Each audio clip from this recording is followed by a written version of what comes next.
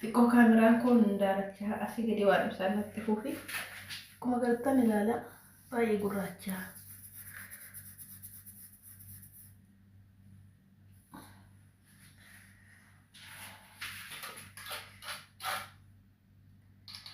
Kuni shunkurtii fi irdiidha jechuudha. Shunkurtii gurguree irdii gurgureenna.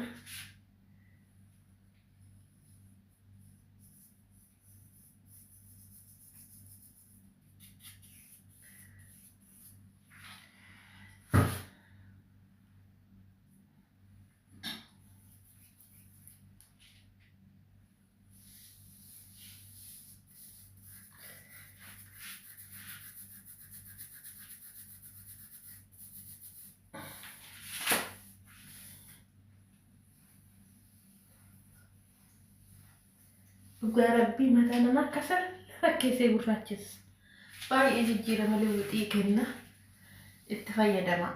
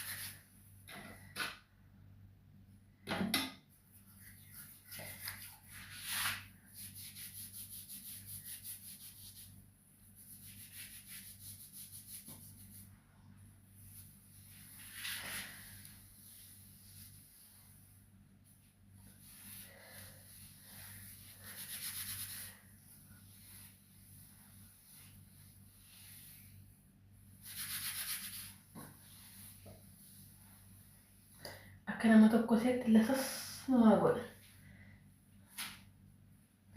Yoo namni kasalaa fakkeessa gurraachessee itti fayyadama. Dhugaa rabbi baay'ee siif fayyada. Yoo itti fayyadamtan faayidaa isaa agartu. Jettee namarraa moo ofii keessan hojjettan yoo irraa agartan wayyaa. Maal gootu beektu? Akkuma ani gadda isinitti agarsiise qullubbii diimaa baalasaa asirratti dibadheen kee jechuudha. Kanan nafate. Baay'een nan qabaamallee.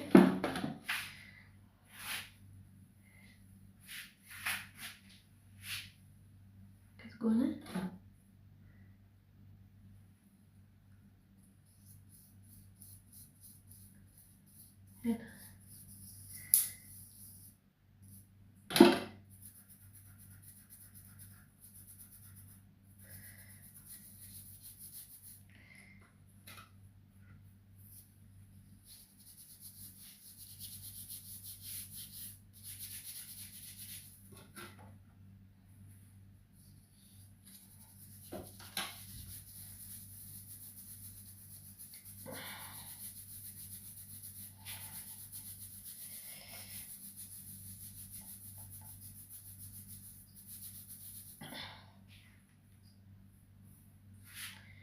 Itti fayyadama. Faayidaa malee miidhaan qabu dhugaa rabbi.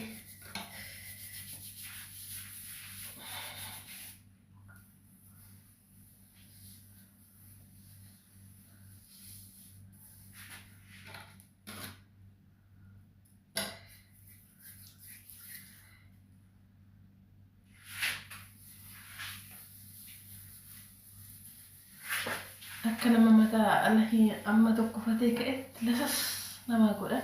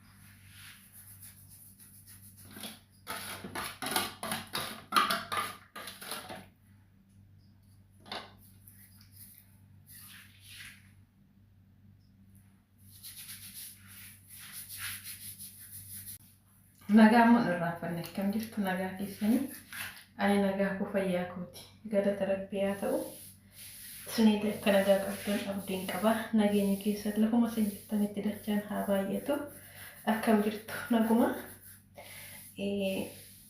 itti fayyadama isin fayyada YouTube koma subscribe like share naa gochuu hin dagatiina wala guddisnu wala jajjabeessinu yaa no kanatti itti badheen ka'anii baay'ee isin fayyada baay'ee mataa keessan isin gurraachessa itti fayyadama okay hena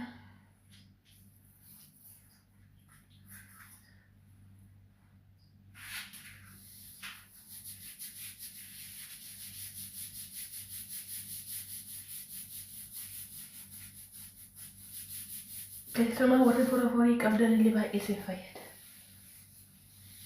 Lama fasini gurraachessa sadaffaa innatti sukkuumtanii fura isinii fudhatee baay'inaan miicitan jechuudha.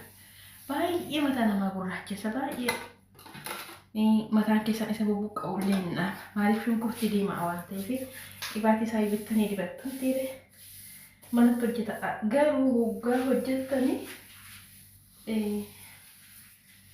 kana itti makuu qabdu. Yoo kana hin qabdan ta'e immoo zayituunii kana jechuudha. Kanaan hojjetachuu qabdu. Kun lamaan yoo tokko dhibe tokko keessaa dhibuu hin qabu jechuudha. Maaliif lamaan isaallee mataaf faayidaa baay'ee waan qabudha.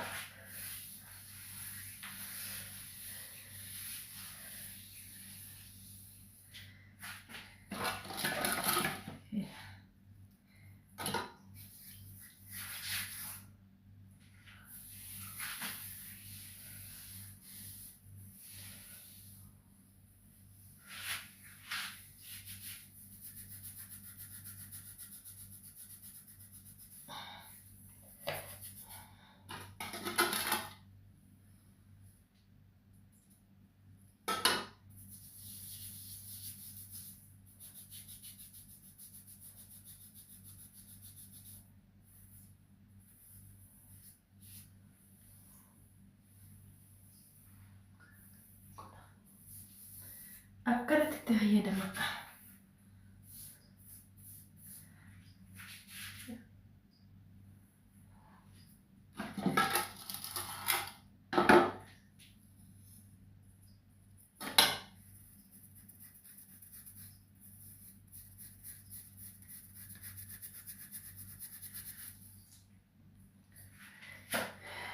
Estani